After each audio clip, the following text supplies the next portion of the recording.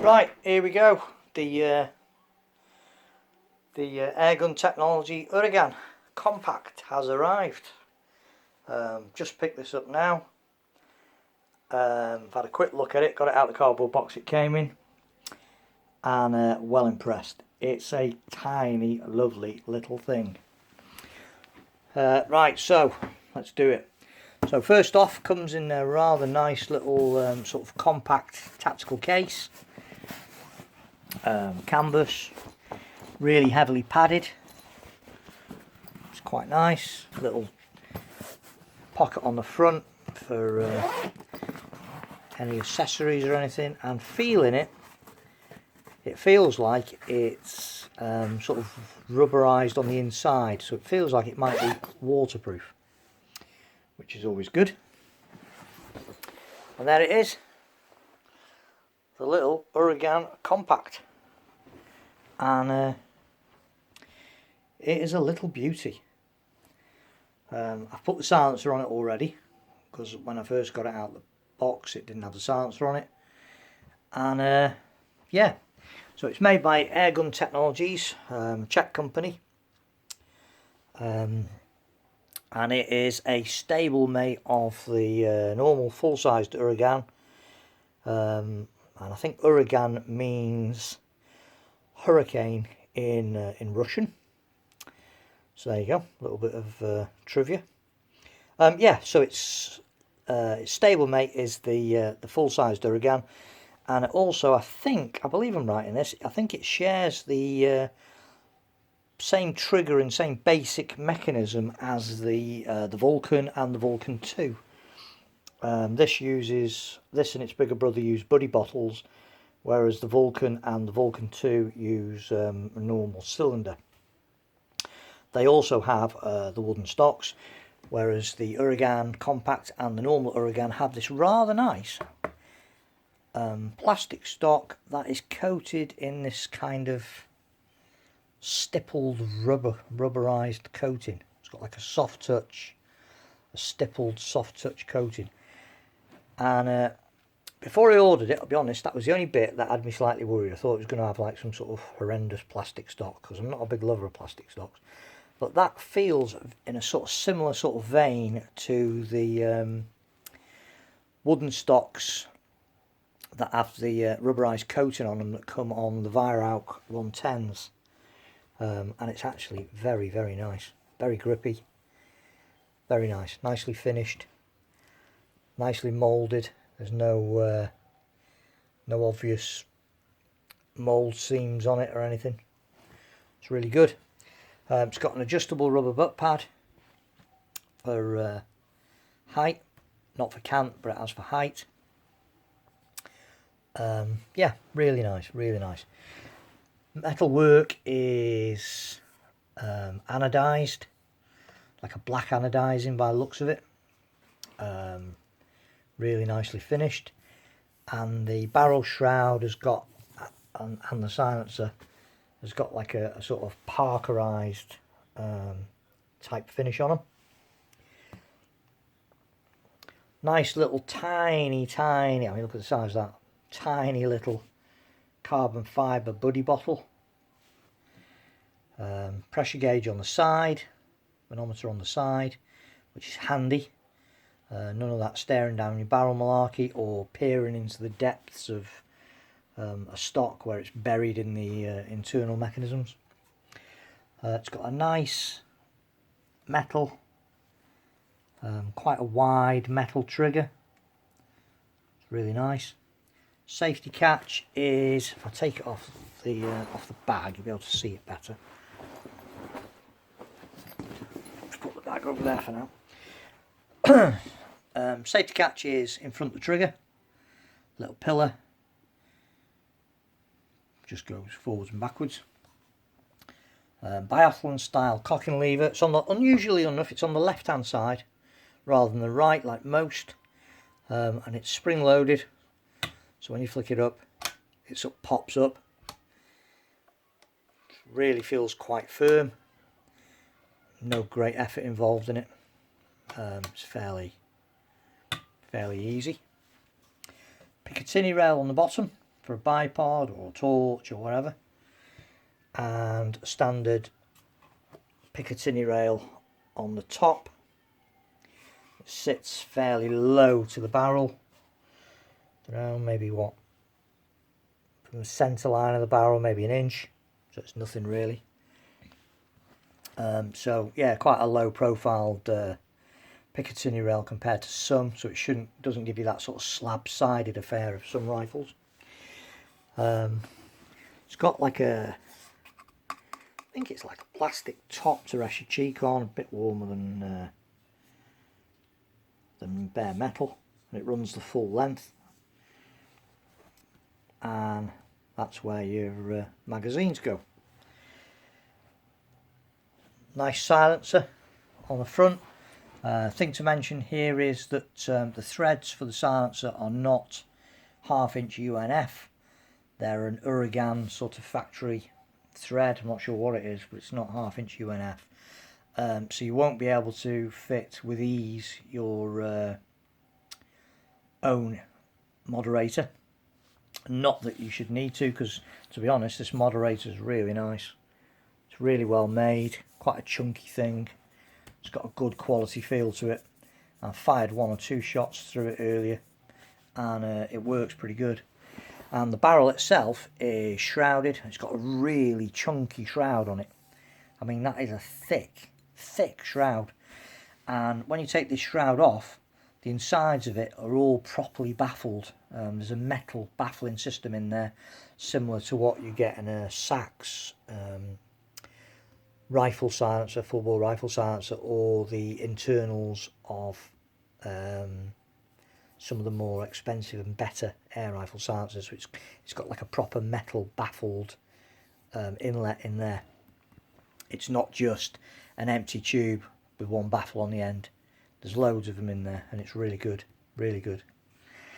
Weight wise, weighs about, I don't know, 6 pounds, something like that.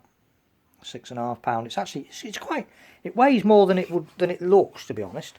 It's still light, it is very light, but it's got some heft to it, and it feels, in the hand, it feels like a proper quality bit of kit. You know what I mean? It feels like it's really well engineered. And if you look at the metalwork, the fit and finish is superb. All the screw heads are Torx. There's no cheap and nasty crossheads on it. It's all Torx head screws, all nicely inlaid. The finish is lovely. You know, really nice. Fill ports hidden away in here with a little plastic buffer to stop any dirt or rubbish getting in there. Yeah, really nice, really, really nice. And it's got that proper feel of a decent, good quality gun to it. You know, it's got some heft to it, and it feels like it's well made. And the metalwork's exceptional. It feels like everything's got a really workmanlike, nice, smooth, well engineered, you know, heft to it. It's really nice. Right, with it, you get 2 magazines. There's the mags. Again, metal. Marked up clearly 177 or 4.5mm on them. You can get this in, I understand, 2.2 and 0.25 as well. And it's a pretty simple magazine. Just slots round and you just drop them in. There's no need to load it from the bottom or anything like that. I think the key to it is if you slide it over slightly, if you look, there's a slight, I don't know if you can see it properly, there's a slightly bigger indent there, so you slide it beyond the hole slightly, so that makes a circle there, and then you drop your pellet in, that way it won't fall through the hole, and then you just spin it round. Again, all held together with Torx screws, and yeah, really nice magazine. Feels good in the hand. Nice bit of quality that. You get 2 of those. You get a charging kit with a line and an adapter for your bottle if you want to screw it on permanently. It's got its own little bleed valve in the top, or if you just unbolt that, you can put it on your quick fill adapter and use that. Also in the box you got a little Airgun Technologies keyring, a little knurled threaded bit in case you decide to take the silencer off, and also this rather peculiar looking thing that looks a little bit surgical. It's actually a pen, but it's also got a little vernier on it for measuring your grouping, which is actually quite handy, really, I suppose. So you know, you can get an accurate gauge of what sort of groups you're shooting with this rifle. You also get 2 extra spare seals for the fill port. Now this charges up to 300 bar. Not that I would imagine many people will be able to do that. Certainly whenever I take my bottle to get refilled, I wouldn't have thought that I'm going to get many 300 bar fills out of it when it comes back, if any. So I will probably be filling this to a maximum of about 230 bar. So I will get slightly less shots per fill than the advertised shots per fill. I can't remember what they are. I'll have a look at that and sort that out. But I'll do a test of it anyway, a proper test to give a real figure of how many shots per fill you get before your pellets start dropping off from a realistic 230 bar fill rather than 300 bar, which is beyond what I would imagine most people will fill it to. The barrel is 14 inches long, which sounds short, and it is short, but it's not worryingly short, because if you think that the Walther LGV air rifle has a 15-inch barrel, and that's one, you know, in the Springer classes they're a favourite for HFT. Really good, accurate, super accurate rifle. So the fact that the barrel's only 14 inches should present no problems whatsoever. And there it is. It's lovely. It's got a really good feel about it. It's got a really good quality feel about it, and a definite heft to it. Really like it, really do. You can move without any gunsmithing skills or anything. I think it's fairly straightforward to switch this from left to right. So I'm going to leave it as it is for now. Leave it on the left hand side and see how I get on with it. And then if it doesn't suit, I will move it over to the right, which is the side I'm more used to having the cocking lever on. The thing I like about this as well is that it's halfway down the rifle. It's not tucked away at the back end here like a lot of bullpups, which I'm not a particular big fan of, because it doesn't help with, you know, if you're trying for a quick follow-up shot still on aim, it's a bit fiddly if they're down here. Here, ideal, right by the trigger, just where you want it, really. Yeah, really nice. Feels really well made. Does. It's got a really good good feel to it. Well engineered. Everything feels well put together. Trigger's really nice as well. Very light.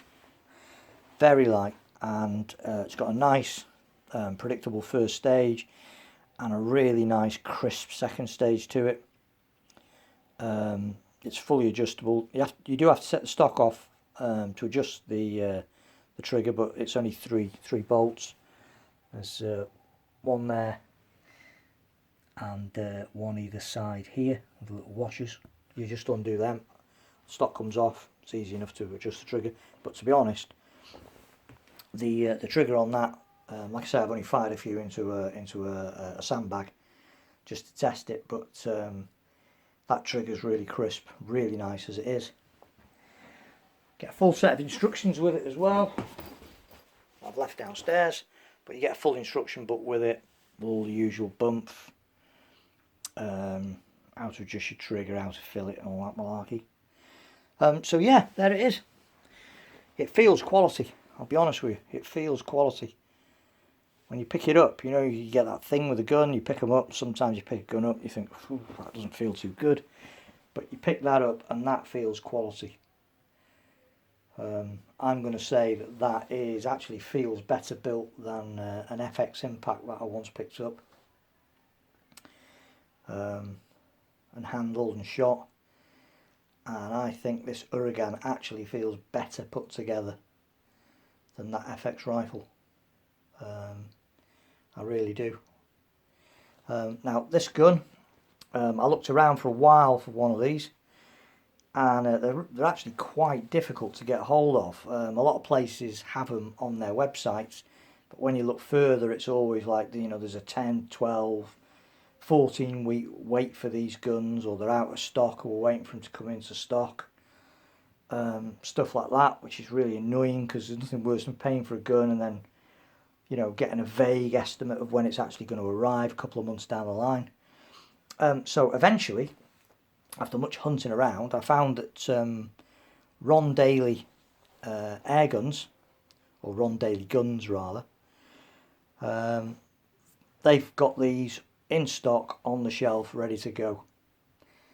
And fair dues, really helpful guy there. I spoke to a chap called Sam, I think it was, at Ron Daly Guns, and he answered a load of stupid questions about the gun, sorted out the RFD, and it arrived the next day. So yeah, happy days. So if you're after one, if you do like the look of this, I recommend that your first port of call is Ron Daly Guns, because they have got stock there actually on the shelves. They're not saying on the website they've got stock, and then when you actually pay for it, you find that there's a couple of weeks wait or whatever. It's there, they are there. You know, pay your money and either pick it up, or they'll send it out RFD transfer. So yeah, recommend that, and fair dues, dead helpful as well. Really, really nice. You know, proper good gun shop, really nice. So they transfer it to my gun shop, my local gun shop, and they handled it really well. So yeah, Ron Daly Guns, thumbs up from me for them. Really good. So there you go, first look at the Uragan. I think I'm going to put my pard on this.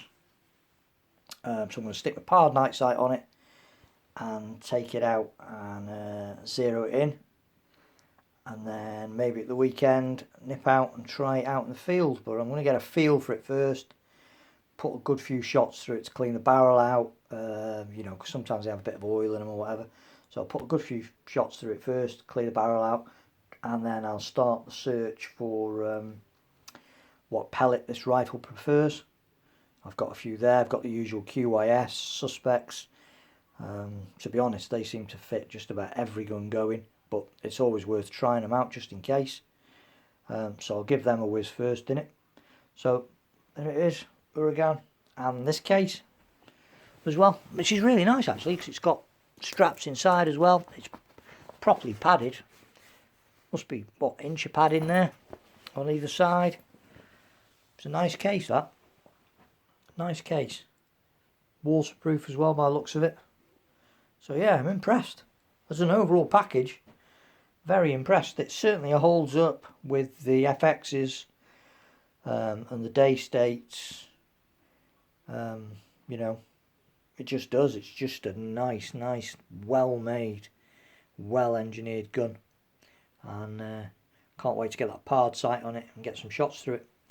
So thanks for watching, and don't forget to subscribe, and I'll be using this gun out in the field in the next few days, testing pellets, and then I hopefully will be out and about hunting with it once I've got it zeroed in and found its preferential pellets.